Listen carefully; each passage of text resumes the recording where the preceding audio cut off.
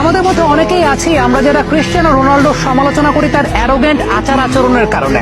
কিন্তু আপনি কি জানেন 2011 সালে যখন ইউরোপের গোল্ডেন বুট CR7 জিতেছিলেন, পরবর্তী সময় 2017 সালে সেই গোল্ডেন বুটটাকে তিনি নিলামে তুলেছিলেন এবং নিলামে তোলার মাধ্যমে 1.2 মিলিয়ন পাউন্ড আয় হয়েছিল। যেই আয়ের পুরো অর্থটা CR7 দান করেছিলেন মূলত ফিলিস্তিনের গাজায় মুসলিম শিশুদের স্কুল সংস্কারের জন্য। এই যে এই ধরনের আত্মনিবেদনের জায়গাটা, কিংবা একজন ফুটবলার তার ফুটবল খেলার বাইরেও এরকম কর্মকাণ্ড করছেন, এগুলো কিন্তু প্রত্যেকের জন্য একটা অনুকরণীয় দৃষ্টান্ত। শুধুমাত্র